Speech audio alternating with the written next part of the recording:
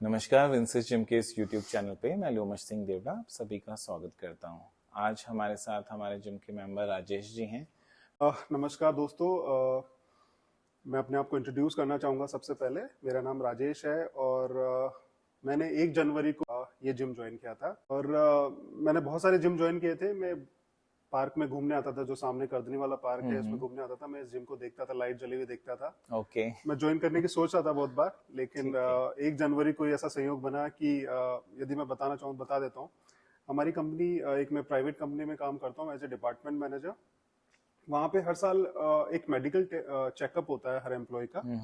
तो मुझे लग रहा था कि सब कुछ ठीक है, मेरे सब कुछ मैं हेल्दी समझ रहा था, मैं आपको ठीक है, मैं फिट समझ रहा था। लेकिन जैसे ही रिपोर्ट्स आई वो उसमें बहुत सारी कॉम्प्लिकेशंस थी। ओके। तो like what kind of complications like cholesterol बढ़ा हुआ था, लिपिड प्रोफाइल बढ़ी हुई थी, मेरा वेट ज्यादा था, बीएमआई ज्यादा था। ठीक है। तो मैंने सोचा, मैंने वो 31 तारीख को कराया था, 31 दिसंबर को।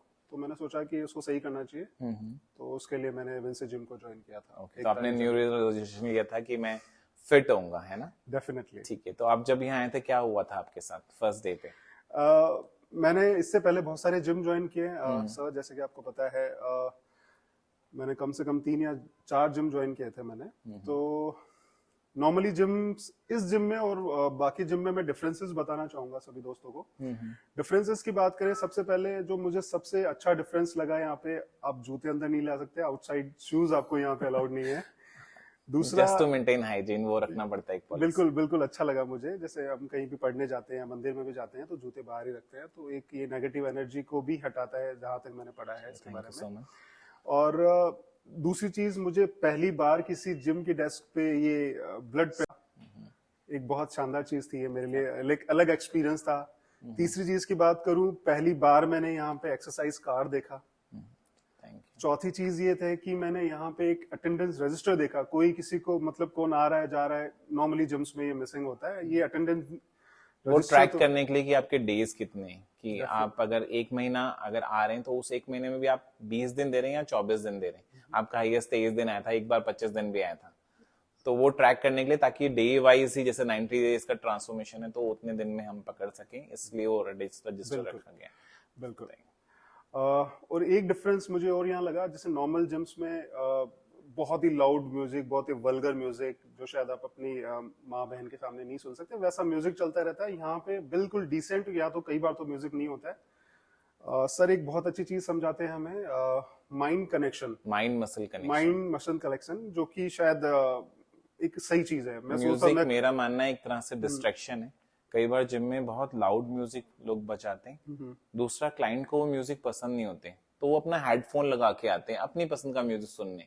तो उससे क्या होता है, वो हेडफोन का अपना वॉल्यूम बढ़ाते हैं मोबाइल का, वार्निंग को इग्नोर करते हुए, और आगे जाके हियरिंग इम्पेयरमेंट हो जाते हैं। तो मेरा मानना यहाँ है, म्यूजिक इतना रहे कि बिल्कुल लाइट, धीरे से मैं अगर बोलूं किसी को तो सारे लोग मेरी आवाज सुन सकें। तो म्यूजिक इसलिए या तो यहाँ बजता ही नहीं, बजता है तो बहुत लाइट बजता है, राइट। और लोगों को हियरिंग इम्पेयरमेंट ना हो, ट्रेनिंग पे सब ध्यान दें, और माइंड मसल कनेक्शन सबका बना रहे। आप देखिए, कोई योगा कर रहा है तो क्या वो म्यूजिक सुन के कर रहे हैं? कोई क्रिकेट खेलने जा रहा है, रनिंग करने जा रहा है, तो क्या म्यूजिक सुन रहे हैं वहां पे एथलीट? नहीं। तो जब यहाँ लोग आते हैं, मेरा ये फर्ज बनता है कि उनके लिए हैबिट फॉर्मिंग सेफ लॉक बनाओ, और उनकी सेफ्टी का ध्यान रखने के लिए मुझे कई बार उनका पोस्चर पोजीशन करेक्ट करना होता है। तो अगर जिम में लाउड म्यूजिक बज रहा होगा और मैं दूर से बोलूंगा अपना बैक स्ट्रेट करो, तो वो सुनेंगे ही नहीं, वो नहीं सुनेगा वो।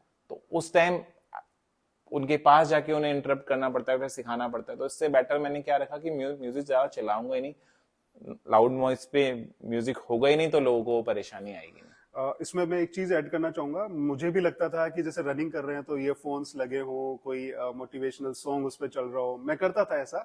लेकिन मैंने सर के कहने के अकॉर्डिंगली, जैसे कि मुझे भी सिखाया जाता है मेरी ट्रेनिंग प्रोसेस में, ये है कि ट्रस्ट द प्रोसेस। यदि सर ने यदि मना किया तो किसी चीज के लिए क्या होगा, मैंने उसको हटा के देखा और मुझे लगा कि सच में माइंड कनेक्शन बनता है मसल्स के साथ। माइंड मसल कनेक्शन आप अच्छा बनाएंगे तो आपको अच्छे रिजल्ट आएंगे। डेफिनेटली। तो उसके बाद मैंने हटा ही दिया, रिमूव ही कर दिया उसे। Thank you so much Rajesh ji. एक डिफरेंस और, जैसे मैं एक पॉइंट है डाइट के बारे में। बचपन से मुझे सिखाया गया था कि दूध बहुत हेल्दी रहता है हमारे शरीर के लिए, दूध जितना पीते हो अच्छा है। मेरी दादी से, मेरी मम्मी से मैंने सुना था कि दूध पियो। मैं दिन में 1-1 किलो दूध पी जाता था। मुझे नहीं, किसी ने सजेस्ट नहीं किया था दूध नहीं पीना चाहिए, और सर ने मुझे बताया दूध नहीं पीना है। और भी बहुत सारी चीजें बताई, जैसे उबले हुए सोयाबीन, भीगी हुई सौंफ और जीरा, ब्लंच फूड, जैसे रात को बॉयल स्टीम ब्लंच फूड पे ज्यादा फोकस करता हूँ। और मैं बहुत ही फूडी था। मैं बाहर का खाना लाइक गोलगप्पे, पिज्जा, बर्गर हर इवनिंग में मैं खाता था। तो ऑलमोस्ट वो सारे बंद किए हैं सर ने, और उसके रिजल्ट्स मुझे दिख रहे हैं। मुझे ऑलमोस्ट चौथा महीना है, मैंने 1 जनवरी को यहाँ ज्वाइन किया था। मैं जब आया था स्टार्टिंग में 90 किलो का था, ऑलमोस्ट अभी मैं 83 केजीज पे हूँ। Very nice. तो आपका ट्रेनिंग कार्ड होगा ना, अभी तो हमने वो लिया नहीं, कोई बात नहीं, पर आपको सारे डेटा याद होंगे अभी। हाँ, एक सबसे इम्पोर्टेंट डिफरेंस, सॉरी मैं बताना भूल गया। मुझे आज तक, मैंने 4-5 जिम या मैंने 1-2 साल वेस्ट किए हैं बाकी दूसरे जिमों में, मुझे आज तक किसी जिम एक्सरसाइज का नाम नहीं पता था। फर्स्ट टाइम मुझे यहाँ पे pec deck, reverse crunches, gluteal bridging, bird dog exercise, मतलब ये क्या है ये चीजें। मुझे ऐसा लग रहा है कि यदि मैं सर के साथ 1-1.5 साल काम कर रहा हूँ, मैं खुद भी जिम ट्रेनर बन सकता हूँ। चलिए, थैंक यू सो मच। पर एक्सरसाइज का नाम क्लाइंट को पता होना चाहिए कि वो क्या कर रहे हैं, ताकि जब आप किसी दूसरे जिम में जाएं तो आप एक कोच को बता सकें कि मेरी ये एक्सरसाइज थी जो मैं करता था, राइट। तो उससे आगे जाके क्या होता है, वो दूसरे ट्रेनर भी आपके लिए अच्छा प्रोग्राम बना पाते हैं। आपको एक टर्म होता है HPA, हैबिचुएशन, प्लेट्यू हिट नहीं होता। अगर किसी को स्टैग्नेशन आ गया एक एक्सरसाइज करते करते, अगर उनको एक्सरसाइज का नाम नहीं पता होगा तो वो कोच को क्या बताएंगे कि हमने क्या किया। बिल्कुल सही कह तो दूसरे कोच को अगर पता चलेगा कि ये आपका रिटर्न प्रोग्राम था, ये आप एक्सरसाइज कर रहे थे, ठीक है, इतने सालों से, ये इतने महीनों से कर रहे हो, तो एक प्रोग्राम जैसे 12 वीक के लिए दिया गया वो चेंज कर सकते हैं। मेरे अकॉर्डिंग तो सभी को पता होना चाहिए कौन से मसल के लिए कर रहे हैं, ये भी पता होना चाहिए, और कौन से इक्विपमेंट पे कर रहे हैं, उन इक्विपमेंट्स के नाम भी सबको पता होने चाहिए। बिल्कुल सही कह रहे हैं।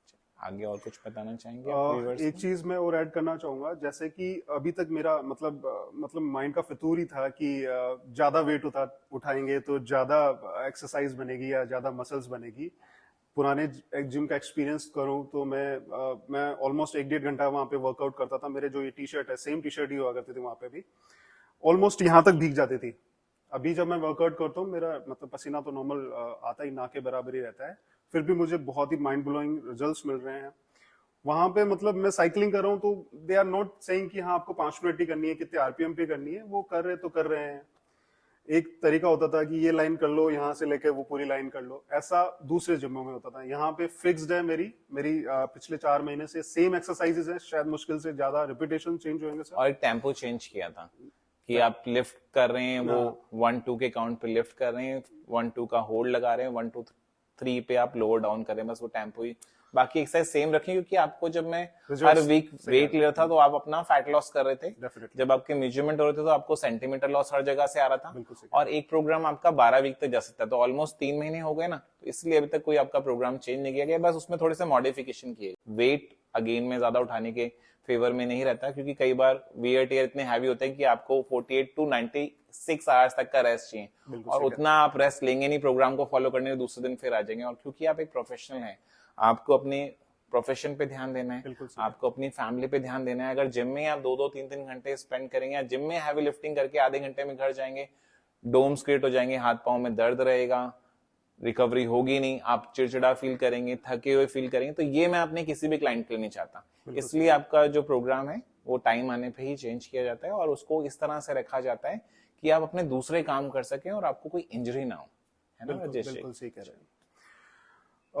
जैसे कि मैंने वेट के लिए बताया, वेट पुराने जिमों में मैं देख रहा था लोग बड़े बड़े बेल्ट बांध के इतना ज्यादा वेट उठा रहे हैं। सर की एक लाइन मुझे बहुत अच्छे से याद आती है कि आपको ट्रक या ट्रेन थोड़ी खींचनी है, हमें अपने बॉडी को इतना फिट बनाना है ताकि हम हॉस्पिटल जाने से बचे, हेल्दी लाइफस्टाइल देखें, अपन शर्ट उतारें तो अपन अच्छे दिखे, ओवरऑल आपके चेहरे पे एजिंग ना दिखे। तो ये चीजें हैं जो एक डिफरेंस क्रिएट करती है विंसेस जिम और बाकी जिमों में।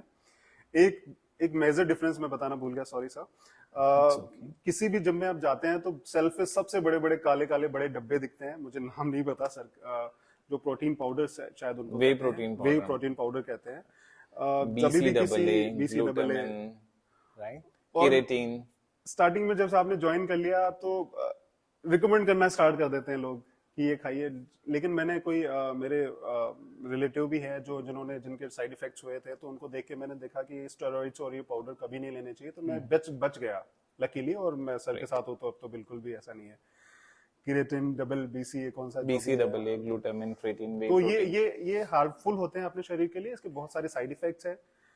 जो मेरे फ्रेंड्स हैं जो कि बाकी दूसरे जिमों में हैं, जैसे कि बाल उड़ जाना, चेहरा लटक जाना, चेहरे पे सीवियर झुर्रियाना, एक्ने, एक्ने, और पूरे बॉडी पे दाद खाज खुजली एंड जैसा अगेन जब भी आप कोई प्रोटीन पाउडर ले रहे हैं उससे पहले आप एक टेस्ट होता है, सीरम प्रोटीन टेस्ट करा लें। बिल्कुल 6.2 मिलीग्राम पर डेसीलीटर से 8.2 मिलीग्राम पर डेसीलीटर तक होना चाहिए। अगर आपके ब्लड में इतना प्रोटीन है, उसके बाद आप ज्यादा प्रोटीन कंज्यूम कर रहे हैं पाउडर के फॉर्म में या किसी भी फॉर्म में, यूरिक एसिड बढ़ता है, वेरिकोज वेन भी हो सकता है, किडनी भी कोलैप्स हो सकती है, और किडनी को भी साइलेंट किलर बोलते हैं, किडनी डिजीज को भी। बिल्कुल जब तक 80-90% डैमेज होती है तब तो पता चलता है और फिर डायलिसिस पे जाना पड़ता है, वो बहुत पेनफुल प्रोसेस रहता है।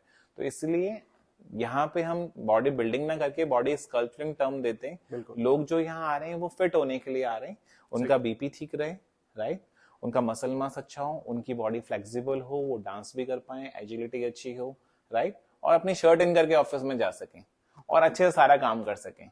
तो मुझे किसी को बॉडी बिल्डर नहीं बनाना होता यहाँ पे, क्योंकि कोई भी मिस्टर ओ की तैयारी के लिए यहाँ नहीं आ रहा है ना, ये चीज रहती है। डेफिनेटली। और डिफरेंसेस मैं बताना चाहूंगा। यहाँ पे सबसे पहले मेरा बीपी लिया गया प्रॉपर, मेरा वेट कार्ड पे मेरे एक्चुअली मुझे चेंजेस मेरे दिखते हैं यहाँ पे। जैसे मेरे एक्सरसाइज जो कार्ड है, मेरा जो प्लान कार्ड है, उस पे मेरे वेट लिखा गया, मेरा बीपी लिखा गया, मेरी कमर का साइज कितना है, मेरे चेस्ट का साइज कितना है, और मेरे काफ्स का साइज कितना है। वो जब आप हर महीने, जैसे यहाँ पे वेडनेसडे को हम वेट लेते हैं, और बाकी मंथली जो फर्स्ट वेडनेसडे आता है उस दिन अपना पूरा मेजरमेंट होता है, तो उसमें मेरे जो चेंजेस थे वो दिख रहे थे कि मेरा चेस्ट सही हो रहा है, मेरी बाइसेप्स ठीक हो रही हैं, मेरे काफ्स अच्छे हो रहे हैं, और एक ओवरऑल वर्कआउट किया जाता है। ऐसा नहीं कि आपको लेग्स कराए जा रहे हैं जैसे कि आपको कहीं दर्द था पहले राजेश जी? नहीं, मुझे कहीं दर्द नहीं था। और यहाँ करने के बाद कहीं दर्द होता था? नहीं, कभी नहीं हुआ। आपको ठीक लगता था यहाँ बिल्कुल करना? मैं फिट था, और मैं अपने आप के शरीर का अच्छा खासा ध्यान रखता था, बस वही थोड़ा सा डाइट में मैं ध्यान नहीं दे पा रहा था। अभी आप कर पा रहे हैं? मैं फूड की अपने को रेगुलर इमेजेस भेजते थे? फूड की इमेजेस मैंने भेज रहा हूँ मैं आपको रेगुलरली। ठीक है, एक अच्छी चीज है, किसी जिम में आपको नहीं होता, बाकी इसी जिम में है।